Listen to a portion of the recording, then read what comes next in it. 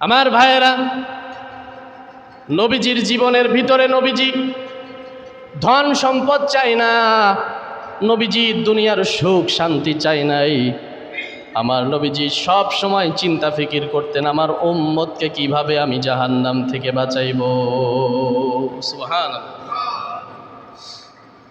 আমার ভাইয়েরা, যেই উম্মতগুলাকে নবীজি জাহান্নাম থেকে বাঁচাইতে চাইলেন, জান্নাতের মেহমান বানাইতে চাইলেন, ওই উম্মতেরা নবীকে চিনতে পারে নাই, নবীজির উপরে কষ্ট দিয়েছে। কিন্তু নবীজি একটা সেকেন্ডের জন্য উম্মতকে বদদুয়া করে নাই। আল্লাহ রসুল বলেন, উম্মতেরা শোনো, প্রত্যেকটা নবীকে আল্লাহ তাআলা স্পেশাল একটা দোয়া দিয়েছিলেন।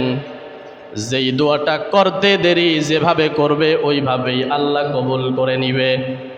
প্রত্যেকটা নবীকে আল্লাহ তাআলা এমন একটা পাওয়ার দিয়েছিলেন, এমনিতেই প্রত্যেকটা নবীর দোয়া আল্লাহ তাআলা কবুল করে, কিন্তু বিলম্ব করে কবুল করে, আল্লাহর ইচ্ছা মতো আল্লাহ দোয়া কবুল করে।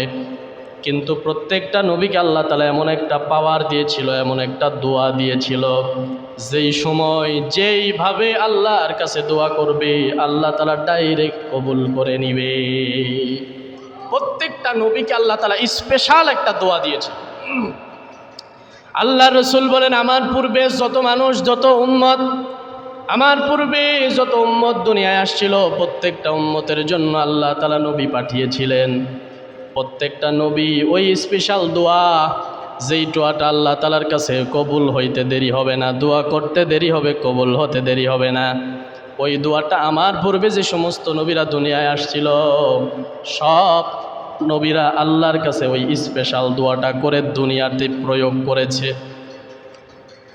কোন নবী ওই সময় প্রয়োগ করেছে যে সময় উম্মতেরা নির্যাতন করেছে, কষ্ট করেছে, আর সহ্য করতে পারে নাই, উম্মতেরা কালেমা গ্রহণ করে নাই, কষ্ট দিয়েছে, এমন সময় নবী আল্লাহকে বলেছে, আল্লাহ আমি সেই দোয়াটা করলাম যেই দোয়াটা তুমি আমাকে দিয়েছিলা, ওই স্পেশাল দোয়াটা আমি এখন প্রয়োগ করতেছি। এই উম্মতেরা বুঝবে না, এই উম্মতদেরকে আপনি ধ্বংস করে দেন।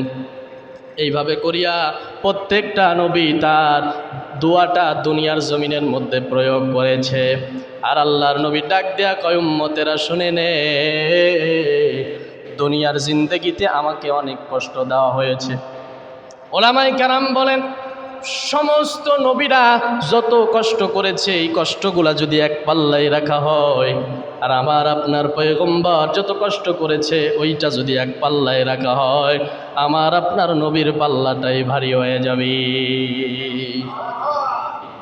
এত নির্যাতন করেছে, এত, আল্লাহর রসুল নিজের দেশে টিকতে পারে নাই। একটা পর্যায়ে আল্লাহ রসুল হিজরত করে সাহাবায়ে কেরামদেরকে নিয়ে মদিনায় চলে গেছে, নির্যাতন সহ্য করতে পারে নাই। যাওয়ার সময় আমার নবীজি বলেছেন, এই মক্কা, তুই আমার মাতৃভূমি, আমার লোকেরা যদি এই তোর থেকে বের করে না দিত, আমি নবী কশিনকালেও তোরে ছেড়ে মদিনায় যাইতাম না। কম কষ্ট করে নাই। আমার ভাইয়েরা, নির্যাতন সহ্য করেছে, এরপরেও আল্লাহ রসুল বলেন, স্পেশাল দোয়াটা আমি দুনিয়ার বুকে প্রয়োগ করি নাই রে উম্মত, আমি নবী স্পেশাল দোয়াটা রিজার্ভ করে রাখছি, শাফাআতাল লিউম্মতি ইয়াউমাল কিয়ামাহ, কিয়ামতের ময়দানে ওই দোয়াটা আমার উম্মতের সুপারিশের জন্য আমি প্রয়োগ করব। সুবহানাল্লাহ।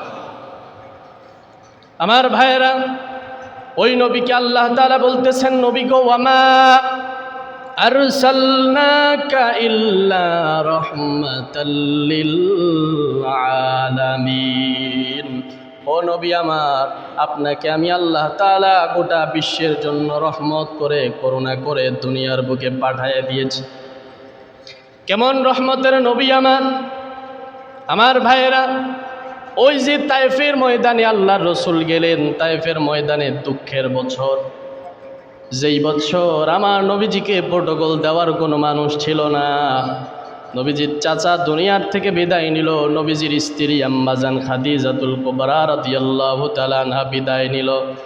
ওই বছর বুক ভরা আশা নিয়ে আমার নবীজি তায়েফের ময়দানে ছুটে গেলেন। চিন্তা করলেন তায়েফের মানুষেরা মনে হয় আমি নবীকে গ্রহণ করে নিবে, কিন্তু তায়েফের মানুষেরা আমার নবীজিকে ফুল উপহার দেয় নাই, আমার নবীজিকে পাথর নিক্ষেপ করে করে তাড়ায় দিয়েছে আর বলেছে পাগল দে মক্কায় পাঠায় দে। এই পাগল নতুন একটা ধর্মের দাওয়াত দেয়, এই পাগল দে তায়েফের জমিন থেকে বিদায় করে দেয়। ছোট্ট ছোট্ট বাচ্চারা আল্লাহর রসুলের সুন্দর সফট চেহারার ভিতরে পাথর নিক্ষেপ করেছে, শরীরের ভিতরে পাথর নিক্ষেপ করেছে। একটা দুইটা জায়গা না, 3টা জায়গা থেকে আল্লাহর রসুলের ক্ষত হয়ে রক্ত ঝরতে আরম্ভ করেছে। ও রক্ত ঝরতে ঝরতে ঝরতে ঝরতে পা মোবারক জুতা আটকে গেছে। আল্লাহু আকবার বলেন।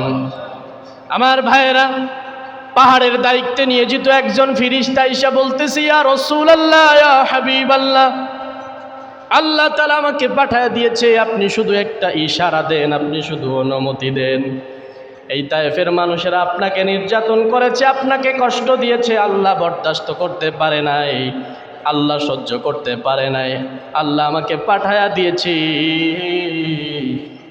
আপনি যদি অনুমতি দেন 2টা পাহাড় একত্রিত করিয়া তায়েফের জমিনটা ধ্বংস করে দে। আল্লাহু আকবার বলেন। আমার ভাইয়েরা, আমার নবীজি ডাক দিয়া বললেন, ও ফিরিস্তা না, আমি আল্লাহর কাছে দোয়া করব, রব্বে কারিম যেন এমন কাজটা না করি। এরা বুঝতে পারে নাই, এরা আমি নবীকে চিনতে পারে না। যেদিন চিনবে ওরা কালিমা পড়ে মুসলমান হয়ে যাবে। ওরা যেদিন বুঝতে পারবে আমি নবী আসলেই সত্য নবী, আমি নবীর প্রতি মুহাব্বত যখন আসবে তখন বুঝতে পারবে আর নিজে অনুতপ্ত হয়ে যাবে। আমার ভাইরা, ওই সময় নবীজি বদদুয়া করলেন না। একটা সময় আম্মা জান আয়েশা রাদিয়াল্লাহু তাআলা আনহা নবীজির পিঠের মধ্যে তৈল মালিশ করতেছে, ডাক দিয়া বলতেছে, ইয়া রাসূলুল্লাহ, ইয়া হাবিবাল্লাহ, আপনার পিঠের মধ্যে কেমন যেন একটা দাগ দেখা যাইতেছে, আপনার কি কোনোদিন বসন্ত হয়েছে নাকি? আমার নবীজি ডাক দিয়া বললেন, আয়েশা রে, বসন্ত তো দূরের কথা, আমার পিঠের মধ্যে একটা মশা মাছি পর্যন্ত বসে নাই। আল্লাহু আকবার বলেন। ডাক দিয়া বললেন, ইয়া রাসূলুল্লাহ, ইয়া হাবিবাল্লাহ, স্বামী গো, তাহলে আপনার পিঠের মধ্যে কেন এই দাগগুলা দেখা যায়? আল্লাহ রসুল ডাক দিয়া বললেন, আয়েশা রে, আমি যখন বুক ভরা আশা নিয়ে তায়েফের ময়দানে গিয়েছিলাম, তায়েফের মানুষগুলা আমি নবীকে গ্রহণ করে নাই, ছোট্ট ছোট্ট বাচ্চাদেরকে লেলিয়ে দিয়েছে, পাথর নিক্ষেপ করেছে। ওই পাথরে আমার বুকের মধ্যে, আমার পিঠের মধ্যে লাগার পরে ছিদ্র হয়ে গেছে। ওই দাগগুলা এখনো পর্যন্ত আমার পিঠের মধ্যে দেখা যায়। ডাক দিয়া বলতেছে, ইয়া রাসূলুল্লাহ, ইয়া হাবিবাল্লাহ, আপনি যদি আল্লাহকে বলেন, ও রব, আমার পিঠের এই দাগগুলো আপনি মোচন করে দেন, তাহলে তো আল্লাহ তাআলা আপনার এই দাগগুলোকে মোচন করে দিবে। ডাক দিয়া বলতেছে, বিবি রে, ও কলিজার টুকরা বিবি, শুনে নে, আমি পারতাম এই কথাটা বলতে, কিন্তু আমার আর প্রমাণ থাকতো না। আমি রাসূলুল্লাহ কিয়ামতের ময়দানে যখন দেখব আমার উম্মতগুলা বিপদের মধ্যে পড়ে গেছে, আমি আল্লাহ তাআলার সামনে আমার পিঠের চাদরটা উঠায় দিব আর বলবো, ও দয়ার মালিক, তাকায় দেখেন ইসলামের জন্য আপনার প্রিয় হাবিবের কোরবান কেমন ছিল। পিঠের মধ্যে দাগগুলা দেখেন, তাকায়া তাকায়া আল্লাহর কাছে আরজি দিয়া দিয়া শাফাআত করে করে প্রত্যেকটা দাগের বিনিময়ে আমি আল্লাহ রসুল আল্লাহর কাছে দরখাস্ত জানায়া জানায়া হাজার হাজার লক্ষ লক্ষ কোটি কোটি উম্মতগুলাকে জান্নাতি বানায়া দিব।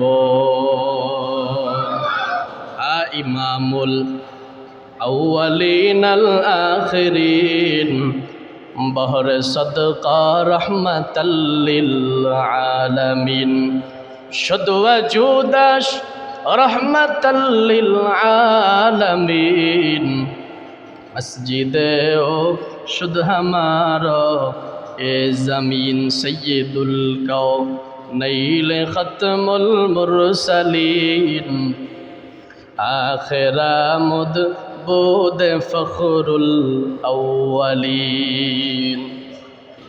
এজন্যই তো আল্লাহ বললেন, নবী গো আপনাকে রহমত করে দুনিয়ায় পাঠানো হয়েছে।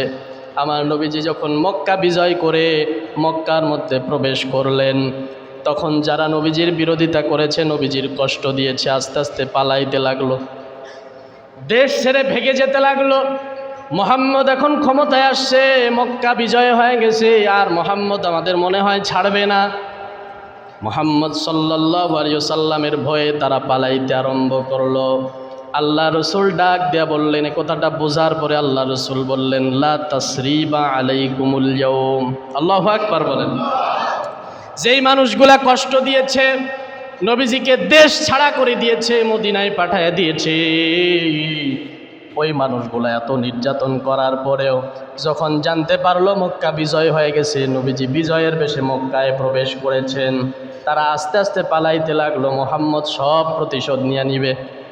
আল্লাহ রসুল এটা বুঝতে পারার পরে একটা ঘোষণা দিয়ে দিলেন, লা তাসরিবা আলাইকুমুল ইয়াউম, আজ আমি মুহাম্মদের তোমাদের প্রতি কোনো অভিযোগ নাই। সুবহানাল্লাহ। কেমন রহমতের নবী, কেমন দয়ার নবী, এত নির্যাতন স্বীকার করেছে, এত কষ্ট করেছে, এরপরেও একটা সেকেন্ডের জন্য উম্মতকে ভুলে যায় নাই। আল্লাহ একদিন আয়াত নাজিল করলেন, ওয়ালা সাউফা ইউতিকা রাব্বুকা ফাতারদা। নবী গো, আপনি চান যতক্ষণ আপনার চাওয়া শেষ না হবে, আপনার আকাঙ্ক্ষা পুরা না হবে, আমি আল্লাহ আপনাকে ততক্ষণ দিব। সুবহানাল্লাহ। আল্লাহ রসুল ডাক দিয়া বললেন, ও দয়ার মালিক, আমি ততক্ষণ পর্যন্ত সন্তুষ্ট হব না, খুশি হব না, যতক্ষণ আমার একটা উম্মত জাহান্নামের মধ্যে থাকবে। সুবহানাল্লাহ। দুনিয়ায় আমার আপনার নবী আপনাকে ভুলে নাই, আমাকে ভুলে নাই, কিয়ামতের ময়দানেও ভুলবেন না। মিজানের পাল্লা যখন খাড়া হয়ে যাবে, ওই সময়ও নবী ভুলবেন না। ফুলসিরাতের সময়ও ভুলবেন না। ফুলসিরাত সবাই পার হয়ে যাবে, আস্তে আস্তে আল্লাহ তাআলা নবীর জন্য স্পেশালি একটা বাহন পাঠায় দিবে, আল্লাহ রসুলের জন্য একটা গাড়ি পাঠায় দিবে, একটা সুয়ারি পাঠায় দিবে, একটা কুরসি পাঠায় দিবে। আল্লাহ তাআলার পক্ষ থেকে নবীকে রিসিভ করার জন্য কুরসিটা আসবে ফুলসিরাতের পাশে। আমার নবীজি ফুলসিরাতের কিনারায় দাঁড়ায় থাকবে। ওই বাহনটা যখন আসবে, আল্লাহ রসুল সাল্লাল্লাহু আলাইহি ওয়াসাল্লাম আল্লাহর কাছে দরখাস্ত জানাইবে, আল্লাহ আপনার একটা মর্যাদা আছে, আমি জানি, আমার জন্য আপনি সোয়ারি পাঠাইছেন, আমার হাত মুবারক সোয়ারির মধ্যে রাখলাম যেন আপনার সম্মান নষ্ট না হয়ে যায়। এই সোয়ারিতে আমি ততক্ষণ পর্যন্ত উঠব না, আমার একটা কালিমাওয়ালা উম্মত যদি জান্নাতের মধ্যে না যায়। আল্লাহু আকবার। আমার ভাইয়েরা, ওই আখেরাতের দিনে, কিয়ামতের দিনে আপনার বাবা আপনারে ভুলে যাবে, আপনার স্ত্রী আপনারে ভুলে যাবে, আপনার সন্তান আপনারে ভুলে যাবে। বিস্তারিত আলোচনা তো এখন করার সময় নাই। আল্লাহ বলেছেন, ইয়াউমা ইয়াফিরুল মারউ মিন আখি, ভাই ভাইয়ের থেকে পৃথক হয়ে যাবে, সন্তান বাবার থেকে পৃথক হয়ে যাবে, বাবা সন্তান থেকে পৃথক হয়ে যাবে, স্ত্রী স্বামীর থেকে পৃথক হয়ে যাবে। সবাই লিকুল্লি ইমরিইম মিনহুম ইয়াউমা ইযিন শা'নুন ইউগনি, নিজের চিন্তায় সবাই ব্যস্ত হয়ে যাবে, আমার কি হবে, আমার কি হবে। নবীরা পর্যন্ত ব্যস্ত হয়ে যাবে, আমার কি হবে, আল্লাহর সামনে দাঁড়ায় কথা বলার সাহস নাই। ওই সময়ও আমার আপনার নবী আমাকে বলবে না, আপনাকে বলবে না, মাকামে মাহমুদের মধ্যে সেজদায় পড়ে কাঁদবে আর বলবে, ও দয়ার মালিক, আইনা উম্মতি উম্মতি। আল্লাহু আকবার বলেন। আমার নবীজি ডাক দেয়া বলবে, উম্মতেরা রে কই, আয় আয়, আমি আল্লাহর কাছে তোদের জন্য সুপারিশ করব।